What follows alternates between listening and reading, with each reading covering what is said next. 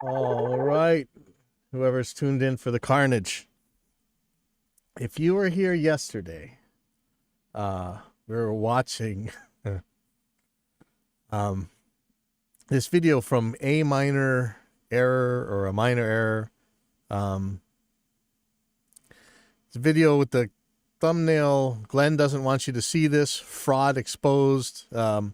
Spectre Sound Studios is lying about pickups.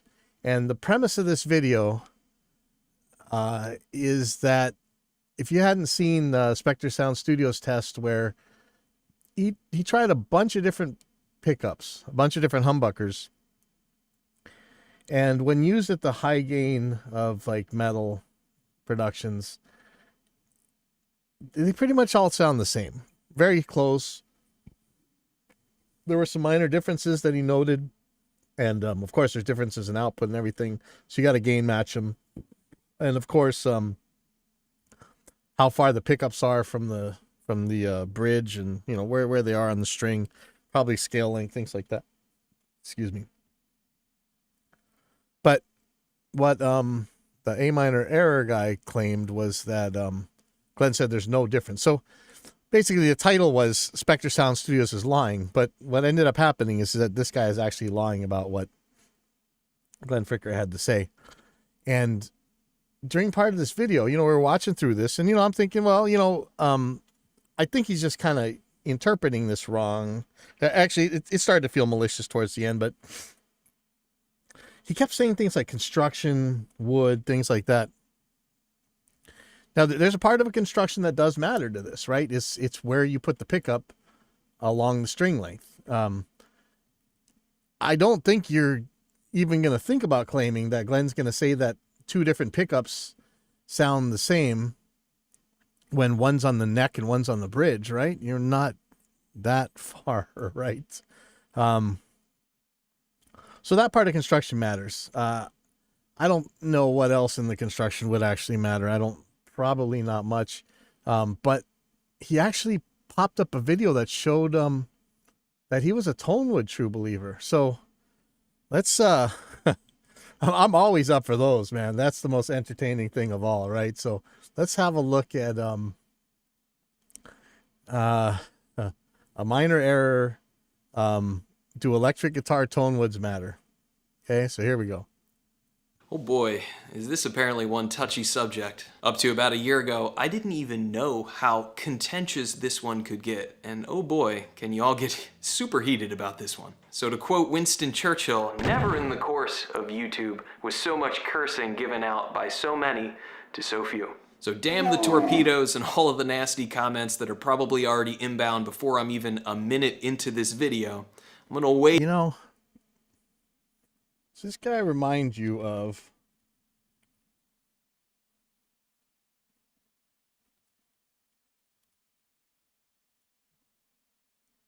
Genetically Modified Skeptic?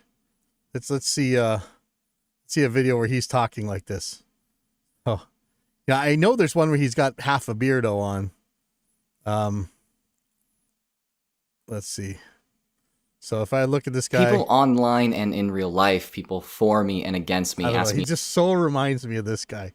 But I'm hopefully Genetically Modified Skeptic would know better than Tonewood, right?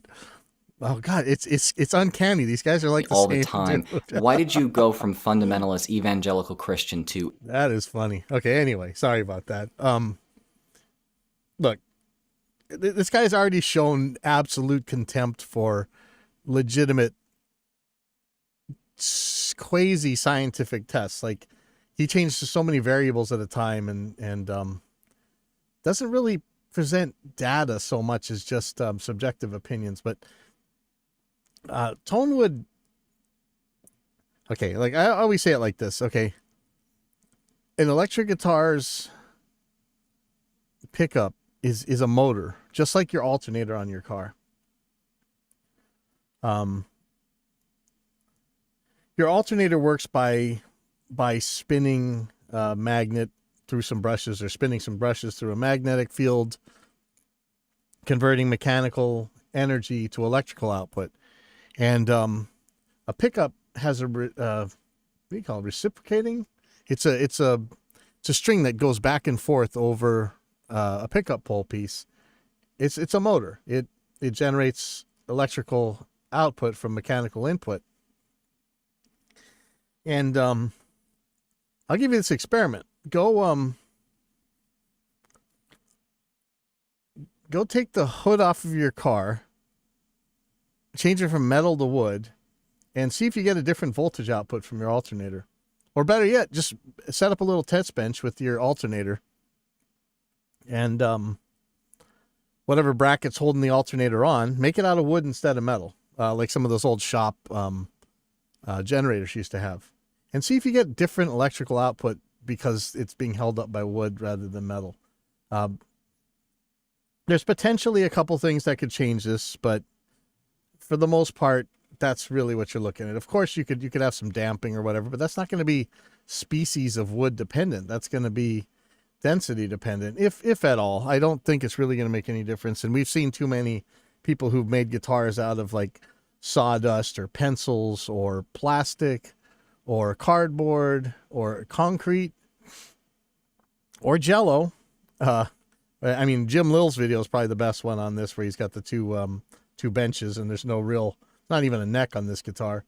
So we know that, I mean, barring some actual evidence, this is the thing. Whenever these pseudoscientists, wackaloons, alternative health nuts, chiropractors, whatever, whenever they make these claims, they won't provide evidence or data. They just make the claim, and that's it. And they expect you to believe it on faith.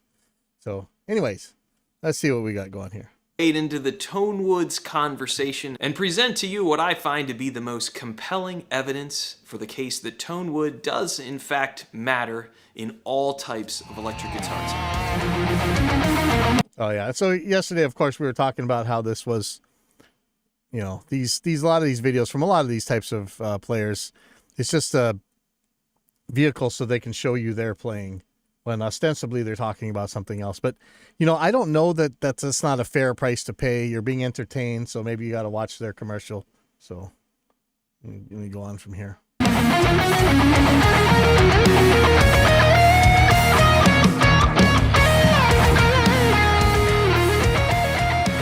I wish it wasn't so much louder than the rest of it, but whatever. First, as Strawman comments are a bit tiresome, I want to make my position This is from the guy who strawmanned the hell out of Glenn Fricker yesterday. entirely clear right from the start. No. Tonewoods will obviously not matter if you're playing in a noisy bar or if you're in some other environment where you can't really hear the guitar. So here we go again. We talked about this yesterday. Sorry I keep stopping this, but when we're talking about such minute differences that you need super special equipment to hear it or super special circumstances to hear it, it may not as well not exist. And, you know, when we do a lot of these tests, we test for audibility, and we look at, you know, what is the minimum threshold of audibility? If everything else is perfect and this, how loud does it have to be before you can hear the difference? But even that is way, way, way too conservative. In real life, you are going to have all sorts of environmental noises. Listen right now. I got an air conditioner behind me. My voice is kind of messed up right now. I've had a lot of trouble sleeping for quite a while, actually. There's a lot of environmental factors that are messing this up. I'm sure there's environmental noise leaking in from outside. There's probably some wheezes from some lights, monitors, phones, RFI, a lot of stuff that get in there. So, we're not in that super special thing. And if you got to do this moving the goalpost special pleading thing to hear it, it's like that old example from the early Reaper days where we made like some compressor tests and they complained that you wouldn't be able to hear the difference on an MP3. And I'm like, well, you know, that's all anybody's listening on anymore. So, it's too bad, I guess. Guitar very clearly. I'm really trying not to be harsh, but these kind of comments are straight up f***ing dumb. Obviously, you're not going to be able to hear the tonal variations on a guitar if you can't hear the guitar well. This is textbook special pleading, right? Let's just go.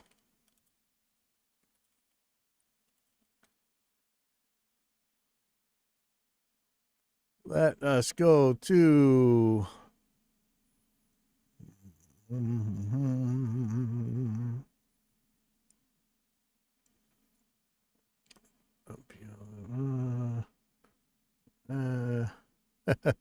special pleading. Okay, here we go. You moved the goalposts or made up an exception when your claim is shown to be false. Humans are funny creatures and have a foolish aversion to being wrong. Rather than appreciate the benefits of being able to change one's mind through better understanding, many will invent ways to cling to old beliefs. One of the most common ways that people do this is to post-rationalize a reason why what they thought to be true must remain to be true. It is usually very easy to find a reason to believe something that suits us, and it requires integrity and genuine honesty with oneself to examine one's own beliefs and motivations without falling into the trap of justifying our existing ways of seeing ourselves and the world around us. Example, Edward Johns claimed to be psychic, but when his abilities were tested under proper scientific conditions, they magically disappeared. Edward then explains this, saying that one had to have faith in his abilities for them to work. So that's your special pleading fallacy when what he's doing right here. That should be evident on the surface, and as such, I will be ignoring all of these comments from here on out. So throughout this video, when I'm referring to... So his claim that you can hear the difference between tone woods is modified by saying that you can't hear the difference between tone woods unless all you can hear is the guitar, apparently. Because how else are you going to hear a guitar? Tone woods and the differences, I am referring to specifically a recording environment only. What I mean by that is recording an electric guitar with either a real or virtual amp with a tone that is specifically dialed to be transparent and allow the qualities of that instrument to shine. There are so many caveats on this thing. Okay, so this is just absolutely giant digging in special pleading at this point. Let's talk about how you would use a guitar in the real world. But the craziest thing here is that I think even if you grant him all this stuff, you're still not going to be able to ABX between these things. Importantly, this means monitoring and listening to said audio with a good set of headphones or with a great set of reference speakers in a good listening environment. So in this magical unicorn land, where you're actually never going to actually play your guitar, or where it's going to be in a mix and all the other instruments are muted and just the guitar's soloed and the mastering compressors and EQs have been turned off and any kind of mixing has been turned off, and all you get is this one little guitar tone thingy, then you'll be able to hear the difference between woods. Okay, even if that were true, who cares? But I don't think it's true. If you do not have either, unfortunately, I'm sorry, you are in no position to have an opinion and make any statement on the tonal variations. You will straight up not be able to hear them if you're using iPhone. Okay, so if you don't have magical speakers and you can't hear these things, what the hell's the point? What do you listen on? Do you stop your car? Okay, so no more listening to music in your car because, you know, there's wind noise, road noise, engine noise, exhaust noise. There's the stereo balance that you're completely thrown out of in your car because you're sitting closer to one side speaker than the other. All the acoustic anomalies caused by the different materials and shapes inside your car. So I guess, are we saying that if you're ever listening in your car, you would never be able to hear the difference between these two guitars or two magical tone woods? Then what the hell's the point? People listen to music where they listen to music. And if you need these magical devices in order to hear this difference, who cares? But it doesn't matter, because even with these magical devices, I will predict that he's not going to show any real data that shows that there's a difference between these things anyway. Tablet speakers, laptop speakers, the earbuds. Again, this is, I'm not going to say the term because I don't want this video getting nailed out of here, but this is the same fallacy as blaming the victim here. Buds that came with your smart device. When discussing audio, clarity and being able to hear is everything. You would think this would be self-evident, but This guy is such a Dunning-Kruger. I'm so sorry about this, but I know I'm 2 minutes in, and I'm already taking 17 minutes. I'm sorry. I'm going to shut up. I'm also not talking about guitar tones in a recording scenario where lack of clarity is the desired effect. Or in other words, tones that are trashy or overly dark or Listen, if the guitars are so different, it doesn't matter what you do to them. They're going to be different. Kind of funny how this ties back into Glenn's video yesterday about how the pickups sound pretty much the same, isn't it? Processed for a certain effect. Obviously, if lack of clarity is the goal, then you're not going to hear the difference in tone woods. This guy, okay, I'm so sorry I keep stopping, but everything this guy says is so subjective. Okay, with that out of the way, let's get it.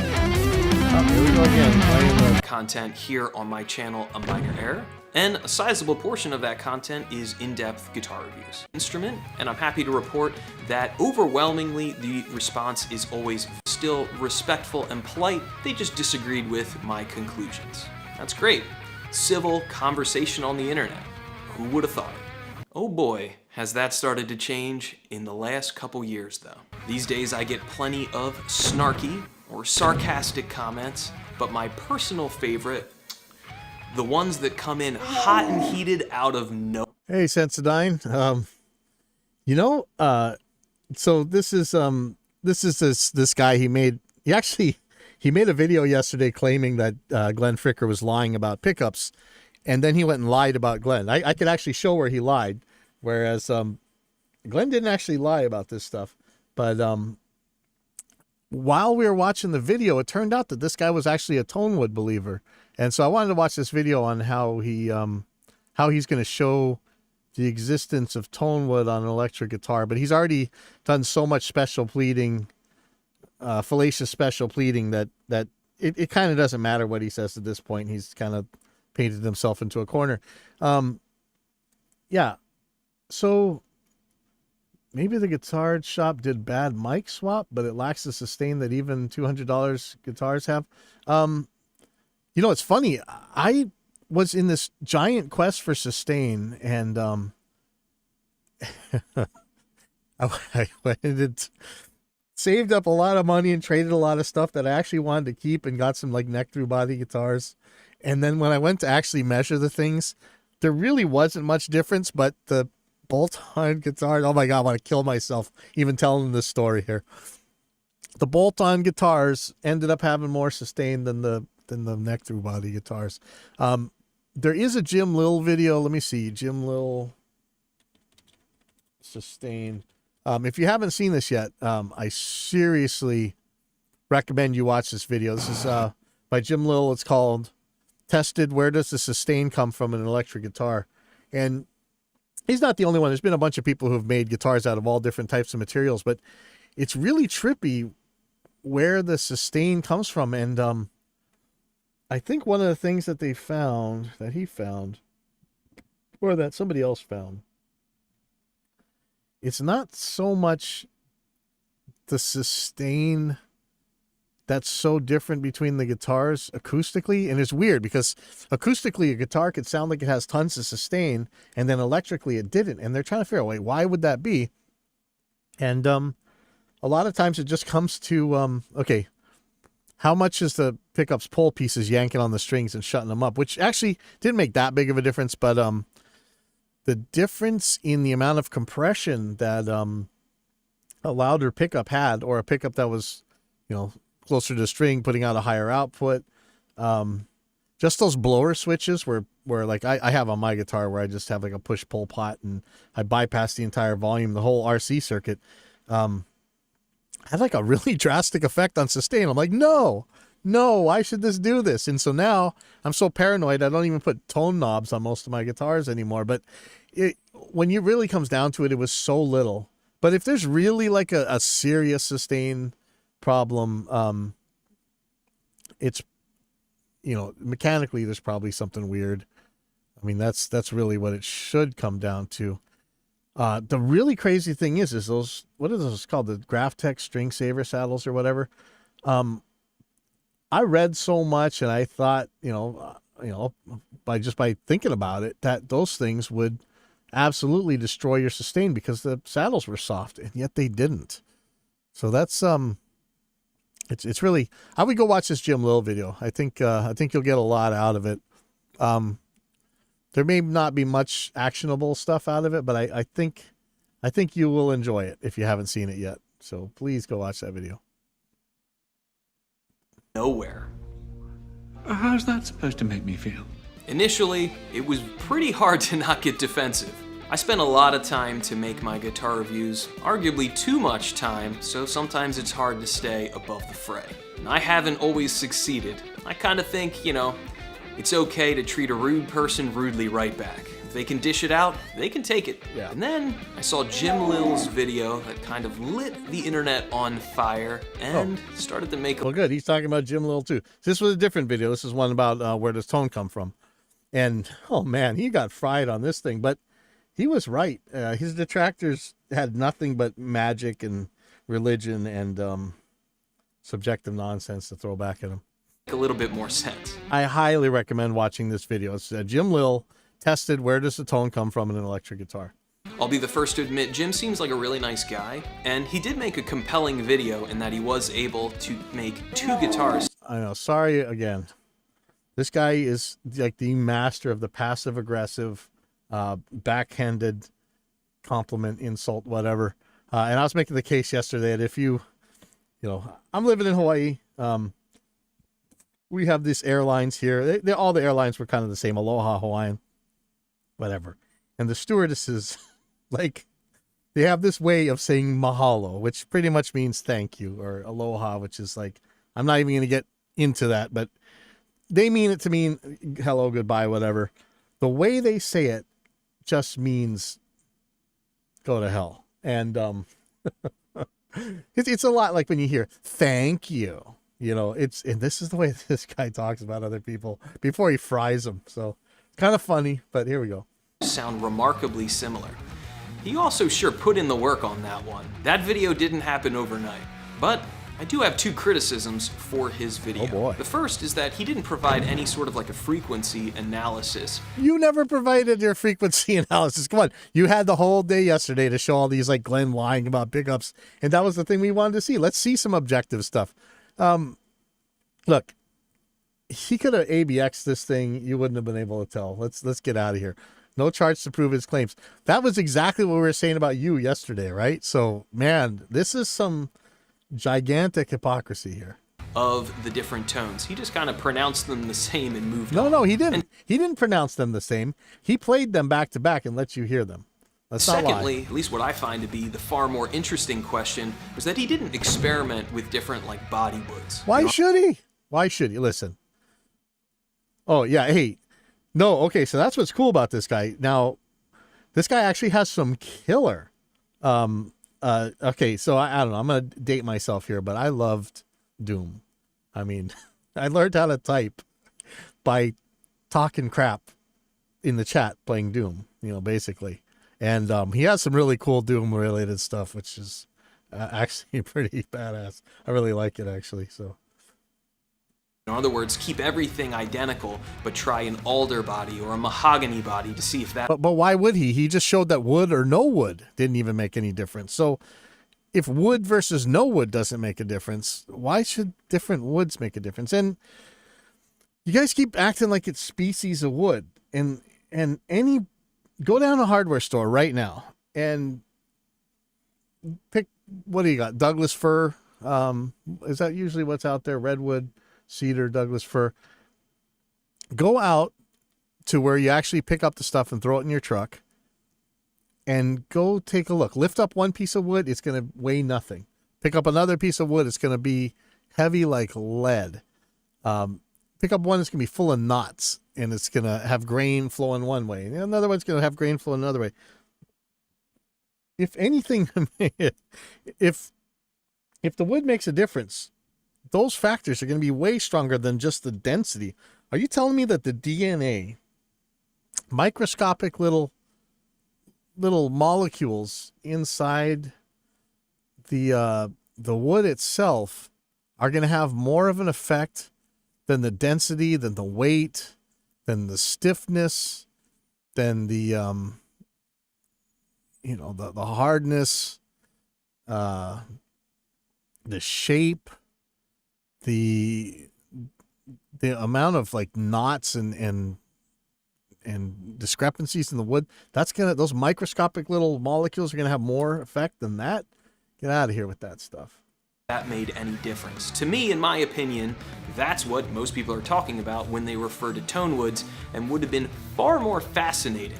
No, he showed that wood versus no wood made no difference. So it doesn't matter if two different woods. I'll be breaking this I don't even know what this point is. Bonkers. video up into 5 parts. It's probably going to end up being pretty long. I'm going to cover how an electric guitar even works in the first place, show the evidence that I think supports that tone woods do in fact exist. Should I just skip there? Or you guys want to watch this whole video? I'll share some audio examples. I'll also share my own personal experiences and anecdotes. And again, the plural of anecdote is anecdotes, not evidence.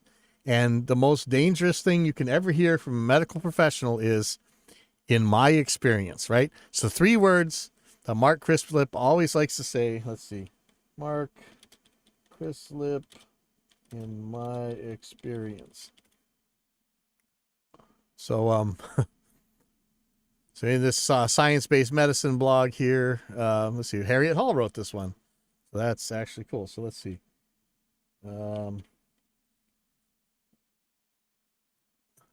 Okay, so it says, before we had evidence-based medicine, we had another kind of evidence-based EBM, experience-based medicine. Mark Crislip has said that the 3 most dangerous words in medicine are "in my experience." I agree wholeheartedly. So, anecdote, I don't care about your anecdote. I don't care about your subjective whatever. Let's see some actual data. But anyway, let's go on. And last but not least, there will be a section dedicated just to people who don't think tone woods exist. I think judging by the comments, we'll see who didn't make it to the end of the video.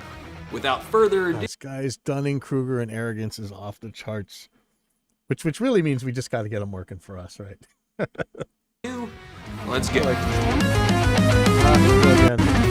Phenomenon first proposed by the scientist Michael Faraday in the year 1831, called electromagnetic induction. This phenomenon is how the guitar pickup detects the sound of the vibrating steel string. So we need to talk about how a pickup works. No, it doesn't.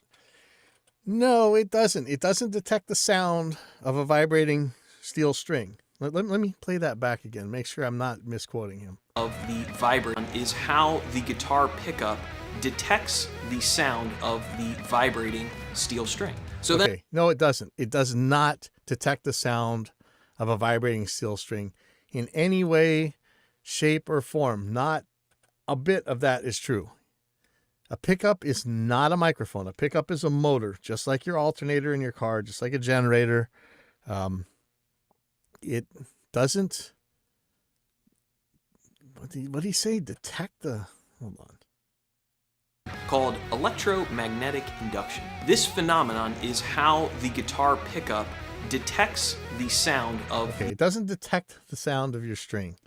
It converts mechanical force into electrical current. That's what it does. It takes windings, or in this case, it's not windings. It's a string going back and forth over a magnetic pole piece, and breaking the magnetic field and creating electrical force, converting mechanical energy to electrical energy, basically. The vibrating steel string. So we need to talk about how a pickup works and its components. So right off the bat, you've already poisoned the well by saying it has something to do with sound. It has nothing to do with sound. Nothing. It has to do with mechanical energy. From the Sweetwater website. A guitar pickup comprises one or more magnets inserted into a bobbin and wound with conductive wire. This simple device transforms mechanical energy, string vibrations, into Oh, wow. It sounds like something somebody just said there. The simple device transforms mechanical energy, string vibrations, into electrical energy. There you go. electrical energy, which flows into your guitar amp where it is transformed back into Not sound. Doesn't detect sound or whatever. It's not a microphone. Pickups are not microphones. Pickups are not microphones. Even microphonic pickups aren't actually microphones, although you could, I guess you could call it that. mechanical energy as sound waves. At its most basic, all an electric guitar needs is just a vibrating string, a pickup to detect those vibrations, and then an amplifier to amplify them. I don't really like the term detect. Detect, I don't think that's the term we should be using. I don't think it's really going to hurt that much, but it may give you a wrong idea of what actually this thing is doing.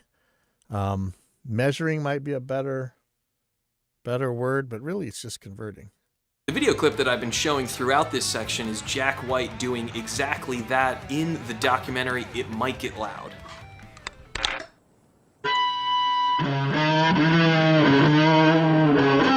Well, you know, like our noise gate detects when the sound hits a certain level, but yeah, it doesn't really detect sound. I guess that's almost a philosophical question. Like, what is a sound? If a tree falls in a forest, how many communications engineers need to have it land on them before it becomes a sound?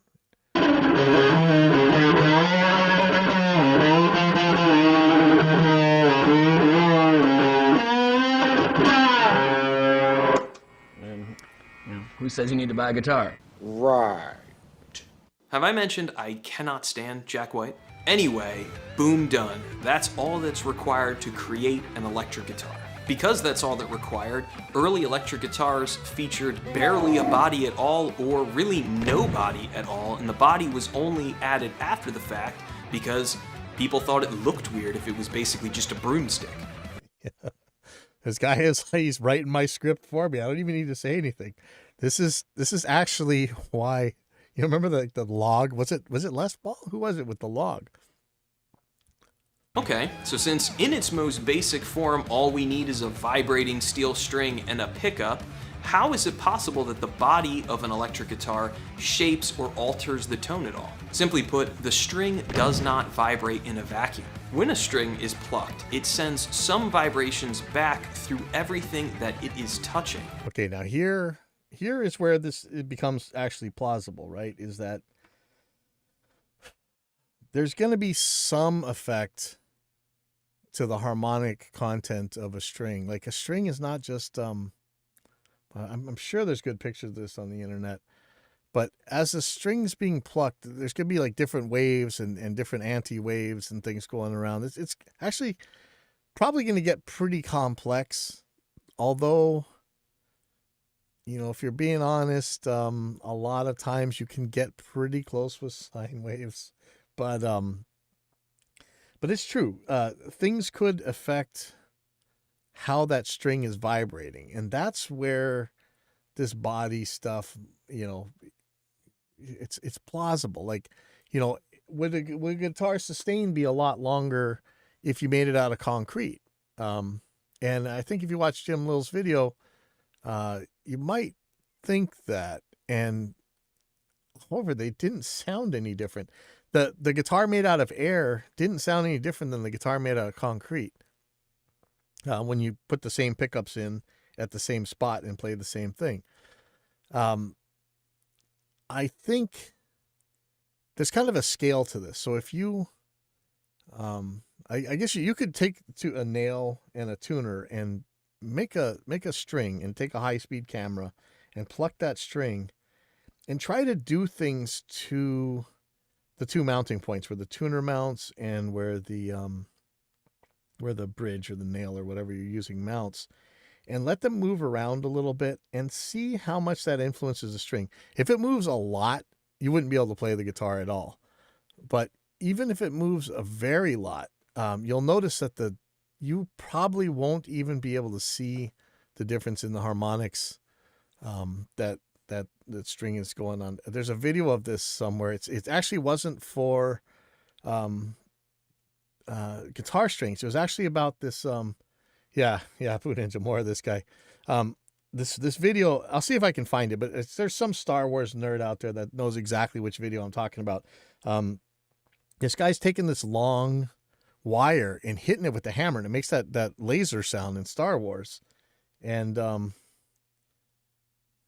yeah, Jim Little rules, man. But there's this video where he shows this long, like an electrical cord, like the grounding wire on a telephone pole, and he's hitting it with the hammer or something, and it makes that laser noise, that Star Wars noise. And they changed a lot of stuff about the mountings on either side in this giant thing where you would definitely be able to see the difference when you changed what medium the two hard points of the attachment points of this cable were on.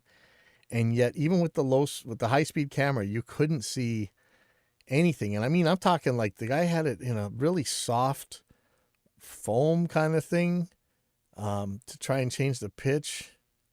And you really didn't see much difference. Yeah, Foley's crazy. But this was an example where you're looking at what we're claiming about the guitar strings and how things would make a difference. And the scale of the change is just not enough. But I think that's what he's going to be making a claim here. So let's see. But I don't like how he says how the wood alters the tone. He says I think you should more say like how the wood could alter the tone. And that includes the bridge, the nut, the tuners. These vibrations then continue into everything else that they are touching, which is really the neck and the body. All of these other components vibrate and then alter the way the string is resonating. Okay, so we just talked about this. So what you'd have to do to show that this is true is show that those things actually have that much of a difference on the way their strings resonates to get to the threshold of audibility. And like I was just talking about in that Star Wars laser thing example, even with a giant cable of that size where you should really be able to see these changes, you just couldn't. Which alters the harmonic overtones of the string. Basically, So he's describing what I said could be the plausible way that this could happen, but nobody's ever shown that there's enough of that the scale of this change could even be enough to hear. They wind up leaving some sort of a fingerprint on the way the string is resonating, and that is what changes the tone of the string. Now, how is it possible that the wood is changing that tone, right? Like, isn't all wood basically the same? Well, here's what the Fender website had to say. Yes, because I get my science from Fender. How could the wood not play a role in your guitar's tone? The answer is that it does. It just does. Believe me or else. I'm the Pope. Generally, heavier woods like mahogany resonate differently than a medium-bodied wood like alder and a lighter wood like basswood. Has anybody seen the Paul Reed Smith? I call it the Paul Reed Smith xylophone video. So he's trying to make fun of somebody asking him about tone wood, and he takes a piece of wood and then he hits it with a stick or something. And one piece of wood sounds different than another piece of wood. Okay, I'll go hit a car with a hammer. I guarantee you're gonna get a different pitch when you hit the fender than when you hit the door, or the hood. But that doesn't mean that the car's going to go faster or slower. I don't know. Generally, heavier woods like mahogany resonate differently These than are just bald assertions. This is like when you're watching, if you ever watch debates between like scientists and religious apologists, this is like their thing. They just bald claim and just straight old assert it and don't give any evidence. Don't worry about that part. medium-bodied wood like alder and a lighter wood like basswood. Or put another way, from the Andertons website, The tone of your guitar is undoubtedly the result of a team effort. Pickup types, string gauges... Undoubtedly. This is those kind of words. Like, you see this in the science wars all the time, when the pseudoscientists, when the jelly juices come out or the MLM scammers come and try and get you to eat their magic super energy vitamin thingamabobber that, undoubtedly this is more healthy. Undoubtedly. Scale lengths and bridge designs are just a handful of things to consider. But arguably, one of the biggest contributing factors is the choice of wood. Yes, arguably. We're arguing it right now. for the body, neck, and fingerboard, not least because they make up 90% of the construction of your guitar. Different combinations can yield different results, and while pickups, hardware, and other components can be changed in time, electric guitar tone woods stay put once assembled. This is why exploring the different tonal characteristics and qualities of different materials is important to you as a player. You cannot change them after the fact, okay? So let's see some... Again, though, man, I mean, let's say that wood made a difference. Let's say that the body of a guitar. You remember when they used to make all these claims about how the shape of the guitar made a big difference? And I remember the claims of when they were talking about the Jackson Kelly, you know, and I really wanted a Kelly so bad, but you know, it oh my God. All right, let me just go on. I just got to shut up. Okay. So now we're going to get the evidence after we get his commercial for his guitar playing, whatever. I was going to say it again. Even if the wood mattered, there's no way that it's the species of wood. Again, go to the hardware store, ask for any species of wood, and when you go out to the lumber pile, you're going to find drastically different pieces of wood. It's going to be the same species. It's going to be different weights, different hardness, different flexibility. There's going to be so many differences in those two pieces of wood of the same species. Sensodyne asks, Les Paul doesn't have crunchier sound than a Strat. There's a couple things going on. I don't know if you call it crunchier or whatever, but there's a couple good videos on this, but you can actually see this if you do some recordings and put a spectrum analyzer up. The Les Paul is generally a 24 3/4 inch scale length guitar, and a Strat is generally a 25.5 inch scale length. And if you were to, like, you know, let's say you set up a comb filter on a string, those harmonic bumps are going to be closer together on the shorter scale length than they are on the longer scale length. Like, I got a 29 inch guitar, and when you play up on the super high frets, I mean like 21st fret and everything, it doesn't even feel like an ukulele up there. Like there's so much room to play, and the notes, they just sound so clear. Now, I don't know if that's because I can fret them easier, or if it's really because the harmonics are the bumps, the nodes, whatever, are farther away from each other up there. It's more like a sine wave. And so I think, I wonder how much of this is actually confirmation bias or how much is true.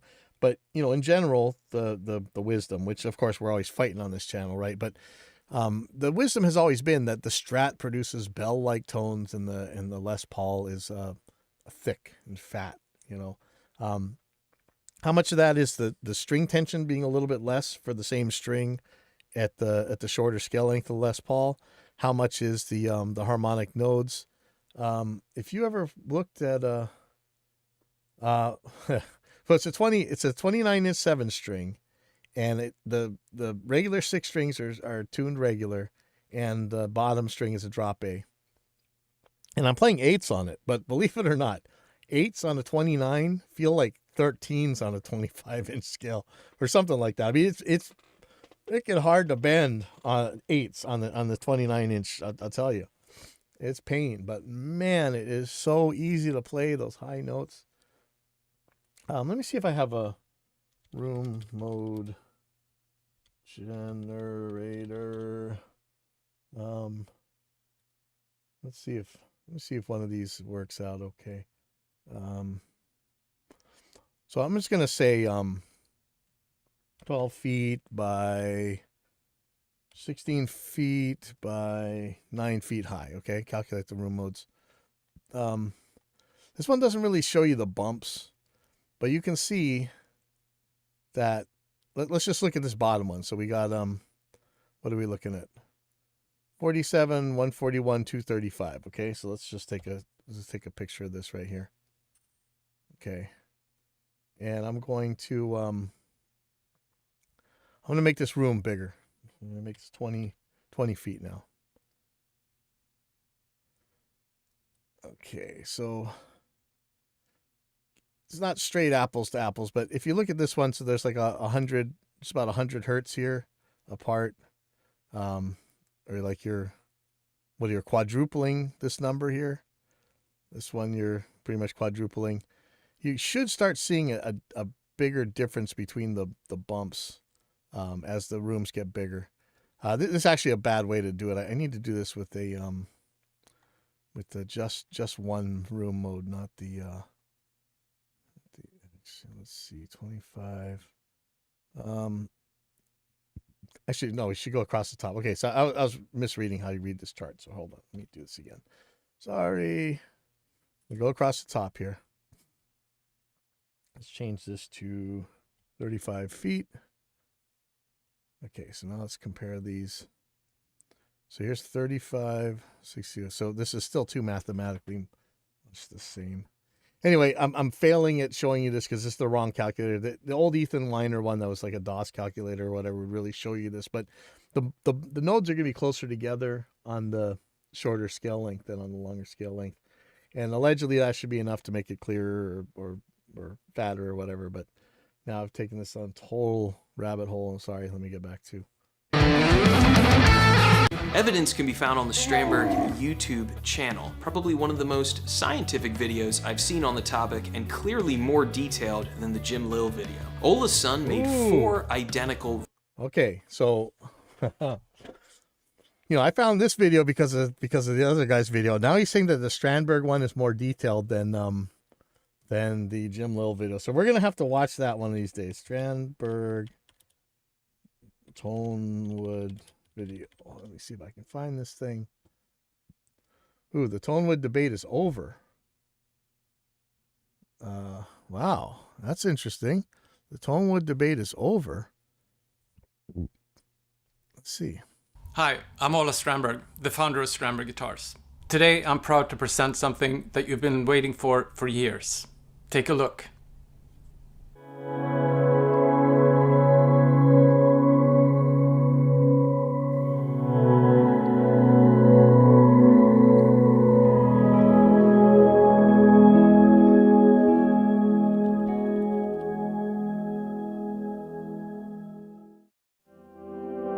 That's right, the Varberg is back.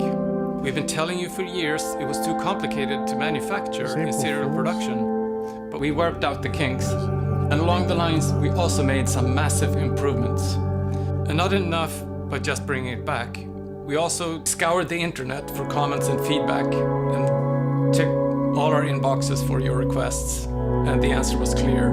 Okay, this has to be an April Fool's joke. Hold on. So, let's see.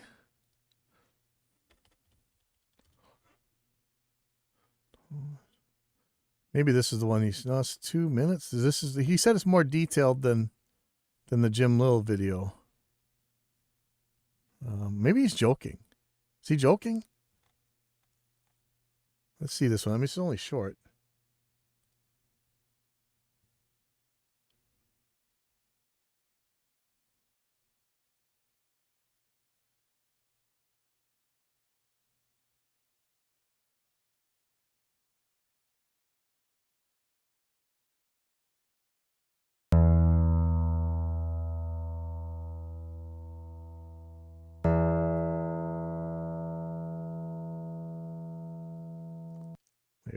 Wait.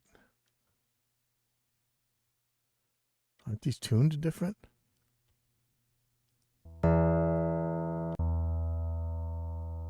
Hold on.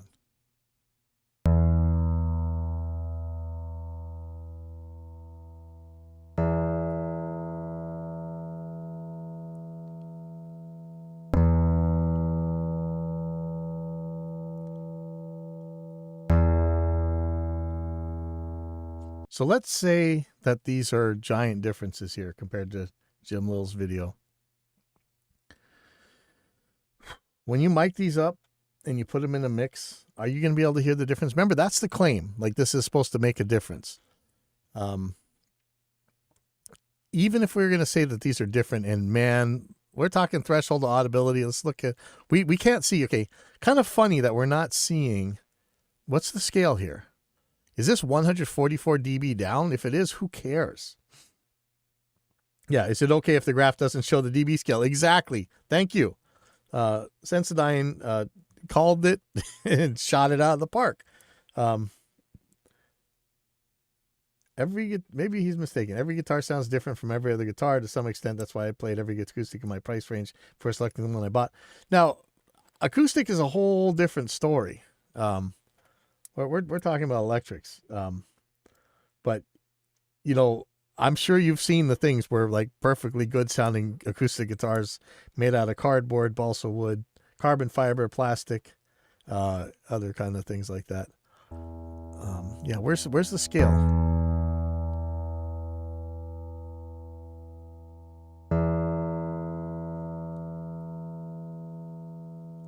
I don't believe this.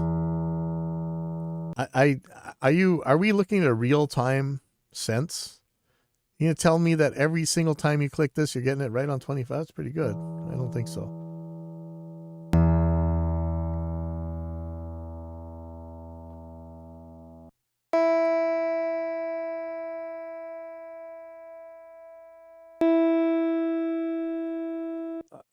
Okay. Does anybody believe that these were picked the same? Here, let's play this again. Alder and Koa.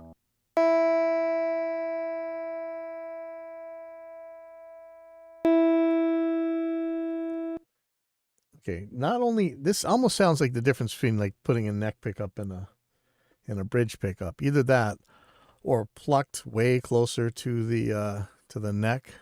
Listen to these two hits again.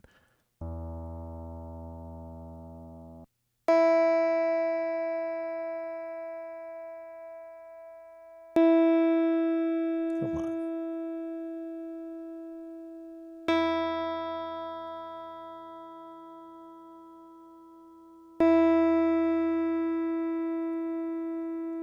It's a very weird pattern here. It's always bright, dull, bright, dull. Let's see if it's... Yep, bright, dull.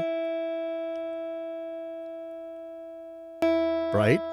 Let's see if this next one's dull. Dull.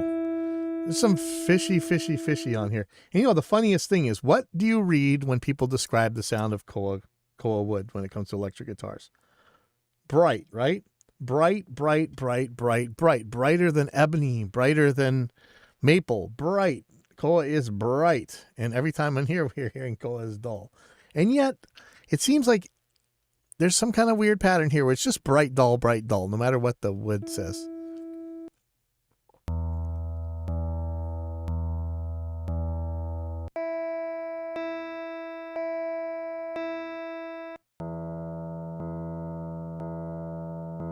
It sure is hitting the Koa softer.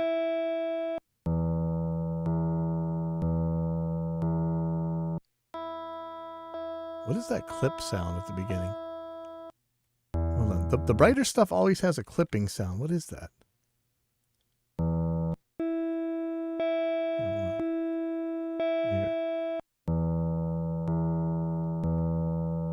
Yeah, a little click. It's always on the brighter one.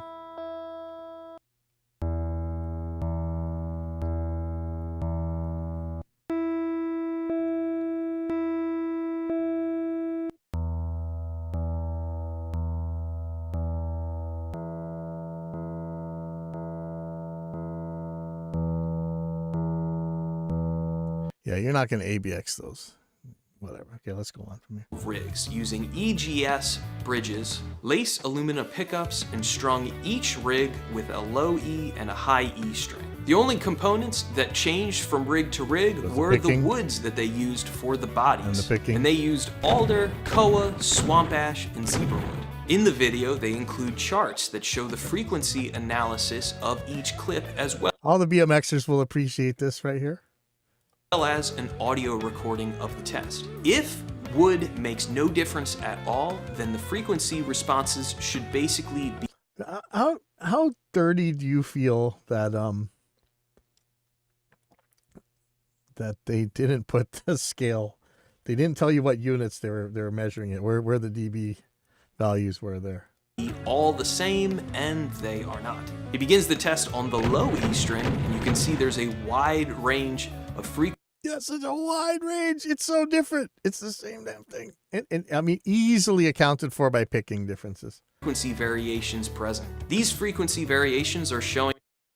What is it? What does this 11593 even mean? Is that like the fundamental? What are we looking at? This ain't span, is it? I wonder if we could get the units by looking at span. I don't think so. But look, how different are these things? Really? Showing us exactly where that string is resonating differently due to the different bodywoods. It's worth noting that the changes in Okay, so again, you just made a claim that it's due to the different bodywoods. We don't know that. That's not the only variable that got changed here. tone in the original video are very apparent in the audio recordings. I'm only leaving that out for the sake of time in this video. It's already going to be long enough. When continuing the You know, the clipping sound might just be that the pick hitting it harder on some of these picks, maybe. test onto the high E string, we can see this trend of... This is why you got to double blind stuff, because, you know, even if you mean to be perfectly honest, if you think that something's going to sound different than another thing, you may make that happen. You know, that's why, like, for medicine, right? It's the double-blinded, placebo-controlled, statistically significant study. frequency variations continue. Again, it's the body... But really, are these different? Are they really different? Let's look at the fundamentals here, or the louder harmonics. Not the fundamentals. The fundamentals look identical. Like let's be honest, but it's going to be the relationship between these two. If these are drastically different, that's where you get something like a violin versus a cello or whatever. So let's look at this. Look at this trend here. So for most of these, there's a brighter one. Interesting. So you got it's a strange looking one right here. For the most part, you got a strong fundamental, slightly lower first harmonic, quite a bit lower in the third and fourth, and then it starts popping back up on the sixth and seventh. Let's see about that pattern: third, fourth, 5, 6, 7, higher. These generally have the same sort of trend going on here. That kind of matters. So now we have a EM test with different pick materials: metal, plastic, wood. Yeah, I mean, that's why it's hard to it's genuinely hard. Like, that's why I don't give these guys a lot of crap. There was a college student who tried to do a test like this, and he had so much trouble. He made like a pendulum so that it would kind of pick the same every time, and it was still pretty hard to get the picking the same. wood that is imparting this change in the resonant frequencies, which changes the tonal characteristics of the string. This sonic signature or fingerprint lays the groundwork that everything they all have else the is going same to sonic interact. fingerprint. I like to liken this to like the chassis of a car. It's the foundation that everything will interact, from the player to that's any just effects explained. to the amp. This is especially why I find it rather amusing when people point out that it's possible to make guitars out of other materials besides just wood. Any material will change the way the string is resonating. It is No. not exclusive to No. just wood. You're Plastic, claiming this. Why is it funny? People make guitars out of other materials all the time, and we really, honestly, we got to get off of wood, man. It's the most unstable garbage material to make stuff out of. Like, look at all the trouble we have with truss rods. concrete, carbon fiber, metal, it does not matter. Of course you can make a guitar out of all sorts of different Should have just stuck with the "it does not matter" because that was the truth. materials, and those different materials will still resonate differently Nope. You got to show the evidence for that. and change the tonal characteristics of the string. Wood is just the oldest and the most common. This is why, regardless of your opinion, if it's a large change or a small change or how much of a difference it's going to make in the end, you are wrong if you say that there is no change caused by the materials of the guitar. You don't know that it's the material that made this change. That's just your claim. There simply is. So, let's hear all this in action. It's just a bald assertion. I got to tell you. What you just said is one of the most insanely idiotic things I have ever heard. At no point in your rambling, incoherent response were you even close to anything that could be considered a rational thought. Everyone in this room is now dumber for having listened to it. I award you no points, and may God have mercy on your soul. All right. I'll see you, Poo Ninja. Okay, so now the audio example. So remember the claim.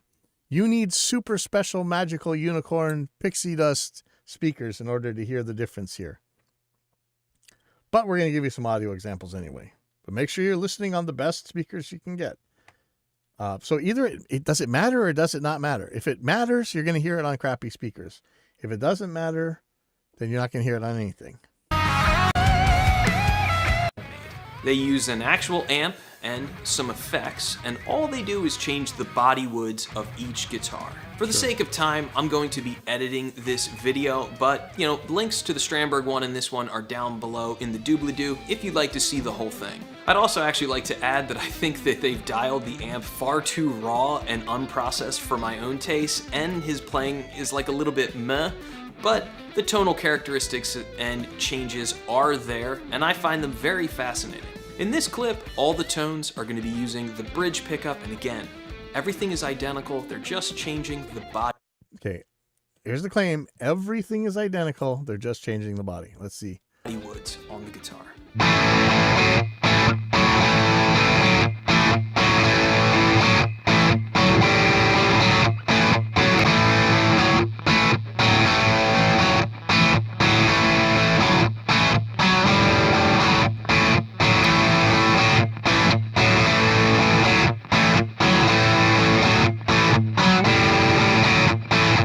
Couldn't hear a difference?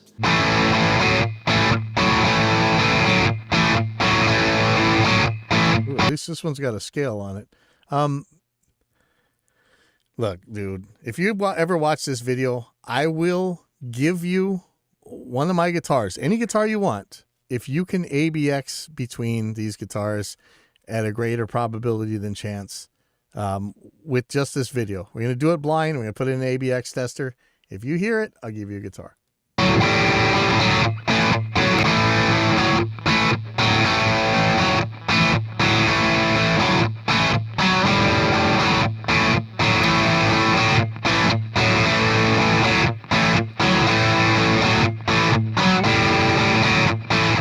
In the next Okay, clip, so let's remember the claim right there. And I want you to watch this guy's fingers. Remember the claim. Nothing has been changed except for the body wood of the guitar. Watch his left hand. Actually, watch his ring finger, okay?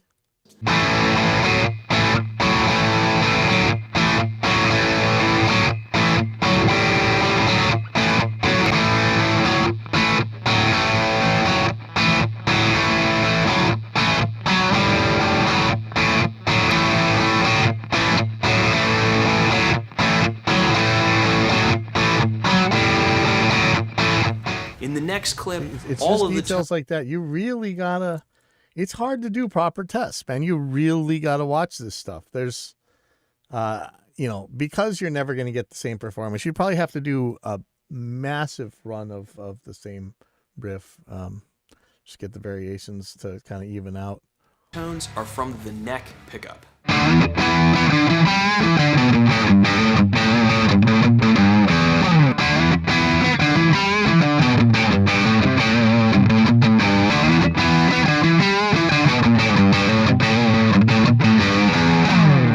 Couldn't hear. Okay, so I'll just call myself, I'm absolutely a noob. I can't tell the difference between things. I didn't record hundreds, thousands of albums in my life. Hundreds. And I just can't hear the difference there. I mean, you know, if you really forced me to, I could probably pick out that things sounded different. But if you were to ABX me a bunch of playing from any of those 3 clips, I'd never be able to tell you difference. So what? I'm a noob. I suck. Whatever. I admit it. Whatever. That isn't going to amount to a hill of beans on nothing right there. Hear the differences again?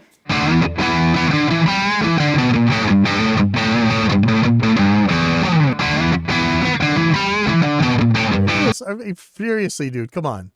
These are, and what are we looking at? Is this the average of the whole entire time? What is it that we're looking at? These are so exactly the same. This is no, you got to be kidding me. You're telling me this is a difference here. I mean, I could get more variation out of this just by moving the pick a millimeter forward or back. I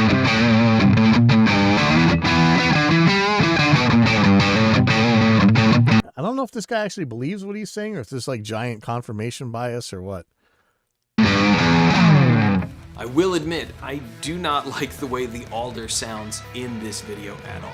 The mid sound overemphasized, unbalanced compared to the other two, and kind of like a poke in the eye. This is like one of those what do you call sommeliers, right? The wine tasters that get paid all this money, and then it finally turned out that when they actually blind tested these guys, they couldn't tell the difference between white and red wine.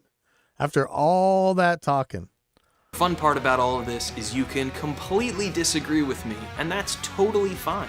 Your choice and preference is yours as a player. The important thing here is that the tonal changes are present. No, they're what not. you choose as a player You're is just part claiming of what will make your sound as a guitar player. Are the changes a little bit subtle? Not to my ears, at least. But if they are for you, that's totally fine as well. It's not that I have some sort of golden I set know of I ears. can't It's say just- it. I can't say it. It's a thing about the dress, but this is the fallacy of blaming the victim here. Ah, God, this is just killing me. Oh.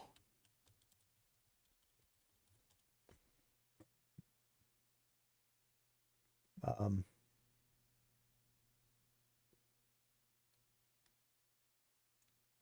mean, this is really what we're doing here, right? Bald assertion. This is bald assertion in advertising, but you know, this is close to the fallacious way that you use it. Sometimes it's referred to as a non-establishment claim, is a subcategory of a false advertising claim. A bald assertion is a statement used in marketing, advertising, or promotions by a company without proof or evidence of truth. You gotta bring the evidence. That, at least we got charts this time, but they were so close together. Are you saying those sound different? I know he is saying they sound different. I would ABX these things, and let's see if you can really pick them. that I've been recording and producing records, quote-unquote professionally, for about 15 years now. And in some of my productions, especially... There are guys who've been recording records for 50 years that insist they can hear the difference between mic preamps, and then it turns out they can't. So I got to pull it up again. Remember the sound on sound test. I think Lynn Fuston did a test, and they ended up picking like the Mackeys and the Arts and like the super cheapy mic preamps as the best ones. Early on, I didn't get the tones that I was looking for and was very disappointed. Through the process of experimenting and finding what I like is when I've learned what to listen for. And again, remember, you need to be listening to these clips with good headphones or good reference speakers to There we go again about the unicorn farts and the pixie dust. You ain't going to hear it unless you got these magical speakers, and yet somehow it makes such a big difference. It matters, man. It matters, but you can only hear it if you have these special headphones. hear the difference. It's also worth noting that double tracking is the most common technique used in the studio when recording guitars. So the second you get multiple layers of a guitar going, those tonal variations that you thought were so small might not be in the context of a You full got to establish that might there. mix. And speaking of a full mix,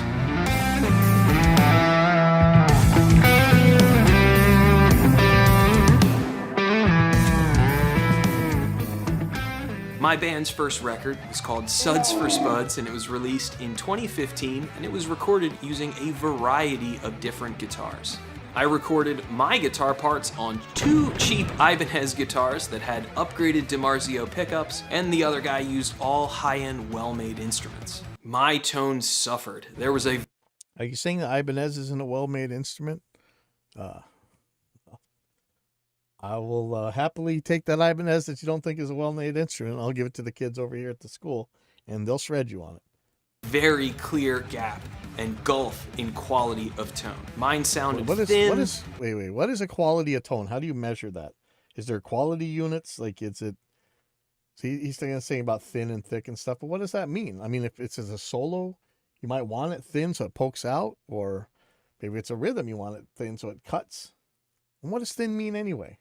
And buzzy and lacked any of the complexity or richness in his tone. It's important to point out here that we were both running good quality Mason These are at this point. This is just weasel words. I don't know if we should. Do I want to bother with this? Boogie amps. He was using a Mark V and I was using a Triaxis Simul 290 rig. It's very important to note as well that I engineered, mixed, and mastered the entire EP myself. Believe me, if I could have improved the quality and the way my guitar sounded, short of going back and re-recording the whole record, I would have. All right, I don't want to be snarky and stuff, but at this point, this is you failing. Sorry. This is, look, there's times where you can't fix the guitar part, okay? But if really the only difference there was the wood that these guitars are made out of or the pickups or whatever, no, that's you a failure as an engineer. Sorry. I know that sounds harsh, but there's no real way around that one right there. I was learning as we went for the Suds for Spuds So you sessions. just said it. You were learning as you went. It's not your fault. You don't know what you're doing back then. Come on, man. Don't try and blame it on the wood. You're learning. There's nothing wrong with learning. And I bet it sounded fine anyway. I know this guy's saying how much better his friend's guitar sounded than his. I bet you it sounded fine. And unfortunately, I had made my bed and had to sleep in it on that. Hey, let's just check this out. What did he say it was? Suds for Spuds?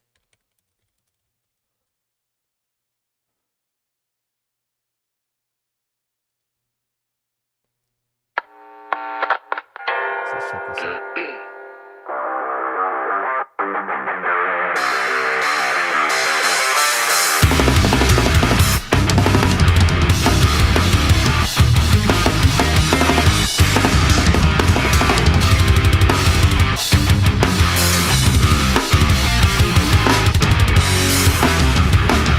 I'm on the right track, almost across the line between sanity and divinity. All right. I know. I don't care what your guitar sounds like when you have that snare sound on your record. But, if you're listening to the right side mine versus the left side, I'm assuming that he's going to say the left side was the good guitars that his friend had, and the right side is the bad guitars that he had. I'm standing tall to figure what it means to be on my own. I could easily make those sound very similar to each other. It's just a lot duller on the right side. But anyway, it still sounds fine. Whatever. That record. Shortly after Suds for Spuds, I upgraded to a J Custom Ibanez, and in our next production that we did only a couple months later, the gap in tone vanished immediately. This next production was a promo video that I made for our cover band, and again, that gap in quality disappeared immediately, and we were using the exact same mics, exact same amps, and it. So, let's see about this. You guys guess which fallacy this is? Let's see if I can find it on here. Logical fallacy is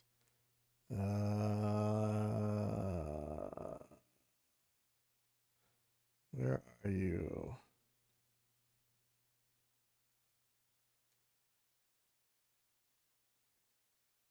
Well, okay, let's not go there yet.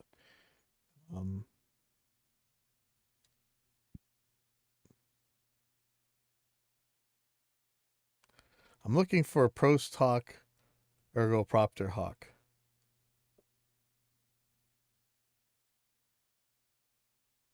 I think it falls in this one, the false cause fallacy right here. You presume that the real or perceived relationship between things means that one thing is the cause of another. So you're saying, like the quality thing disappeared when he changed the wood of his guitar or whatever. I usually see it as, let me see if I can get it here. Post hoc ergo propter hoc fallacy. So let's so a Latin phrase meaning after this, therefore because of this. The phrase expresses the logical fallacy of assuming that one thing caused another merely because the first thing preceded the other. I don't, maybe that's not right. Maybe we shouldn't say this because of the time. We'll just say that because it was a difference, that it was the difference. If there even was a difference. I know that's another thing we'd have to go through here. It was still me doing all of the production. As I made more recordings and discovered mistakes that I was making along the way, I began to pay attention to everything equally in the entire signal chain. The strings you use, the guitar cables you use, the interface you use. I even ditched the physical real amps for the recording process in favor of virtual amps. My goal, and it's what I do in all of my guitar reviews and in my original music, is get the cleanest, clearest signal into the DAW and then dial the virtual amp to allow the just inherent tonal qualities and characteristics of the guitar to Very shine. subjective I also tone. kind of discovered that as good as that J Custom Ibanez was that I had invested in, the tonal variations were a bit limited with only one instrument, so I ended up investing in a Kiesel Vader and a Strandberg Bowden Original 7. All of these guitars, importantly, are made of different wood. They also have different pickups and different Look where the pickup is compared to the bridge. Look at that. Look at that, man. Come on. Come on, dude. You see that? Look at the difference here. Look at that. Look at that. hardware, which makes each guitar to have different strengths or weaknesses that I try to take advantage of in my recordings. The first production that I felt like I was really nailing my tones and everything that I heard in my head and actually succeeding as a home producer was my song and single World Minus One. I was getting really aggressive modern rhythm guitar tones from the Kiesel and really nice leads from either the Strandberg or that J Custom Ibby. Finally had made it to the promised land and was getting the tones that I wanted. The problem is now when I put away my prized guitars and pick up different guitars to make my in-depth guitar reviews that I do here on my channel, it does not mean I'm nailing those tones. A lot of times, a cheaper guitar still sounds cheaper, even doing everything that I've learned to What does it mean by sounds cheaper? I say, I'm going to tell you again, this one where you just bash this Ibanez for being cheap or whatever, I guarantee in the hands of a decent engineer that guitar is going to sound fine. get a better tone in the first place. Or in other words, a bad sounding guitar just sounds bad. What does it mean by a bad sounding guitar? Show me the bad sounding guitar. Like it did back in the day when we were tracking Suds for Spuds. Every Sterling by Music Man guitar I've ever reviewed has sounded like crap. This Ibanez sounded like crap. This Legator sounded like crap. That's And yet there's plenty of dudes who play those guitars who make awesome sounding albums. This is so subjective. not to say Let's that you move have to on spend a from ton of money to get a good sounding guitar. What To does that say even if you mean? drop a Let's lot go. of money, it's Ibanez sounds. This is why I find trying to put some sort of percentage on how much of a difference the wood is really making to honestly just be a fool's errand. It is a fool's errand because it ain't making any difference. There you go. Through the years now, I've been in different recording situations, and I've found that if any one element slips, the guitar tone is going to Probably suffer. scam If right you here. use Let's crappy just strings on Get to enjoy my fun. Hello, Kylo Music School. Yeah, there we go. Scammer. All right. a good guitar, it's going to sound bad. If you use great strings on a crappy guitar, it could still sound bad. This is why I believe Andertons hit the nail on the head. Hardware and other components can be changed, but the materials the guitar is made out of stay once all it's just built. claims. This You is gotta also why I provide don't evidence believe for this. upgrading the pickups will automatically mean you get a great sounding guitar. My experience has repeatedly shown that that is not true. It's not It hasn't true been at all. You claim that. You haven't shown that. true of the Ibanez guitars with the upgraded DiMarzio pickups I used on the Suds record back in the day, and it hasn't been true on the guitars that I've reviewed that have just your come with claim. upgraded pickups from the factory. The pickups cannot add the desirable complexity These are such just bald assertions. Come on, man. You can't just make these kind of claims. You've got to provide evidence. overtones and richness to the sound that What are you good measuring richness in? hardware and good tone woods can provide. And You made a claim about the tone woods. You haven't shown it. This is so now we are so far into this video already. Yeah, I wonder if it's because he has his own music to plug that he might make provocative videos. Yeah, okay, so Sensodyne, that was the video we went through yesterday, was the Spectre Sound Studios is lying about pickups. And what we ended up showing was Glenn wasn't lying. It's this guy was lying about what Glenn said. So it was a really cheeky thing to call somebody lying or dishonest when he was lying about what he even said. So whatever, man. That video's on here yesterday.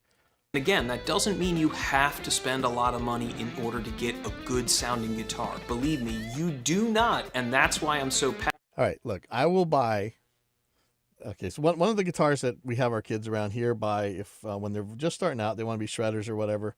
What used to be pre-pandemic anyway was the Dean Vendetta XM, I think it was called. It was like $100 guitar or $150 guitar. Came with pretty good fretwork, 24 frets, 2 humbuckers, and of course the one of those stop piece kind of stop tail bridges where the ground wire would always end up coming loose. So I'd show the kids, you pull the post and scratch everything up, and we'll just solder it in there. And but even with those stock pickups, we were able to make tons of great sounding albums and stuff with those things. I mean, dude, you gotta, with the modern pickups or whatever, unless they're just completely broken, noisy, no output, something, whatever. I mean, you're going to be able to get whatever. You're going to get a pretty good sound out of it. passionate and enjoy making the guitar reviews in the first place. It just tends to be harder with cheaper guitars. There's a lot of duds out there, and finding those diamonds in the rough that nobody knows about. Do they even have these anymore? Let me see. Dean Vendetta XM. They still sell them. So well, they went up by $50, but whatever. I mean, if you can still buy them, can you actually still buy these things? Or are they out of print? Oh, more coming soon. Expected July. So this is it. It was just a yeah, underneath this post right here is the ground wire for the electronics. And that thing would always come loose, but that's kind of typical of these kind of guitars. Glenn had a video where he had like a the one from Tollman, the Harley Bentons, and it was doing the same thing. It was such an easy fix. Come on, man. Yeah, it'd be nicer if this had a more contoured heel, but it wasn't that bad. This is just a super cheap guitar, and man, if you can't make this thing sound good, you're in trouble.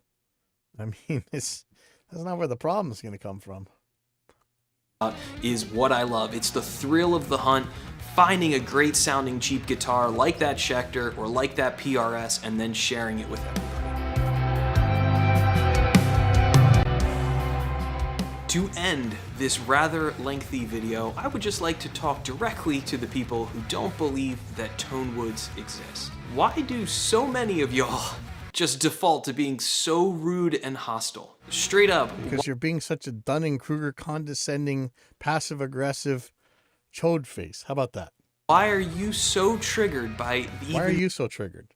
The most minute mention of tone woods? Why are you so triggered by the most minute mention of science?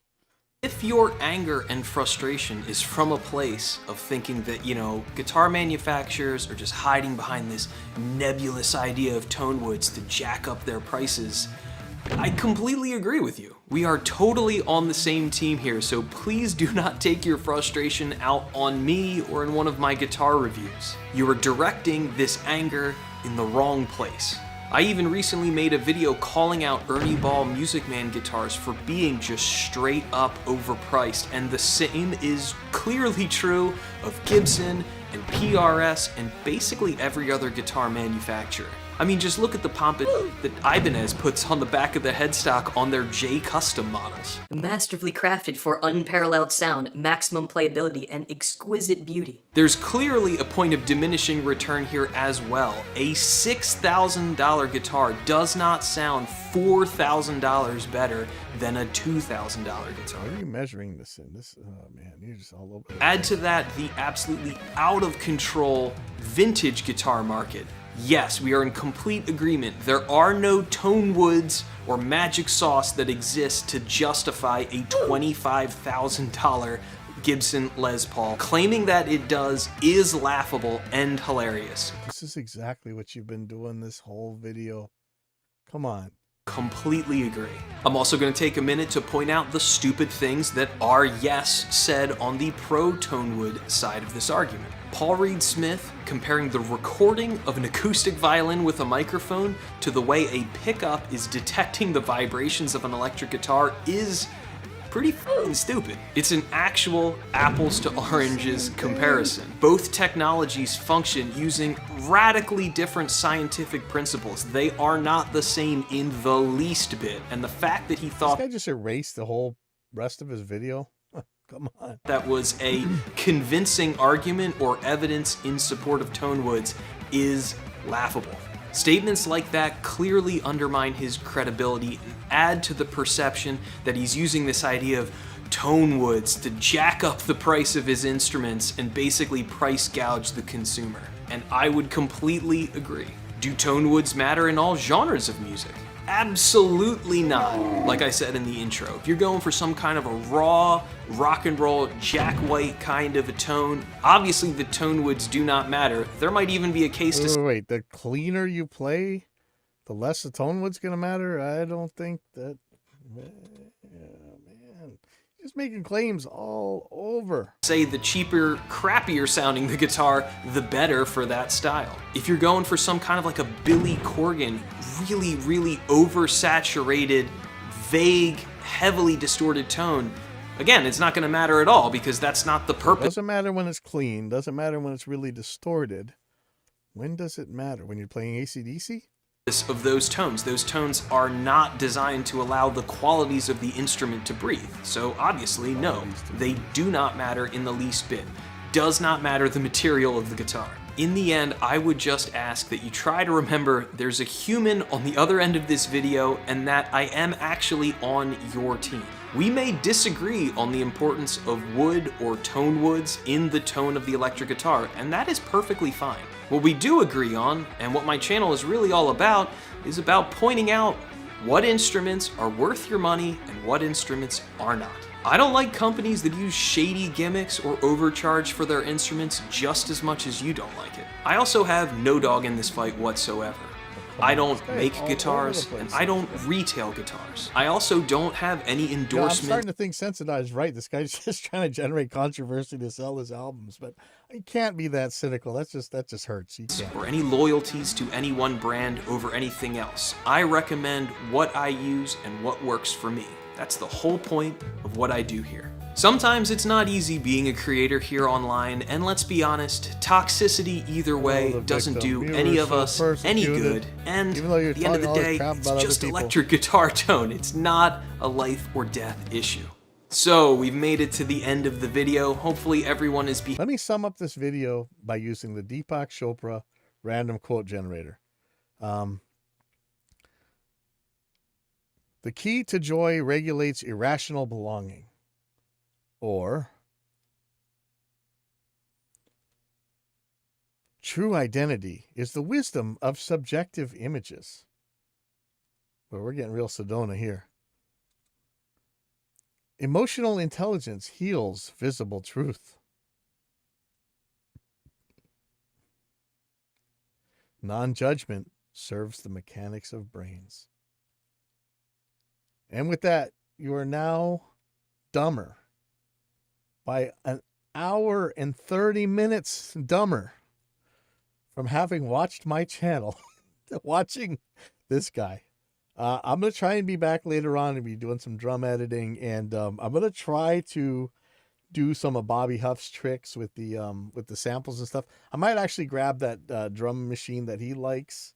Why do I keep buying all new drum samples and stuff? I already have ones I like, and my drums sound good out in the room, so why do I keep doing this? I don't know. I'm crazy. I like learning this stuff, and I think I'm going to be, definitely going to be doing some drum editing later, and we'll see about doing some sample replacement his way. So we'll talk about that. But thanks, everybody, for tuning in, and wow, that was a journey into word salad. All right, I'll see you guys.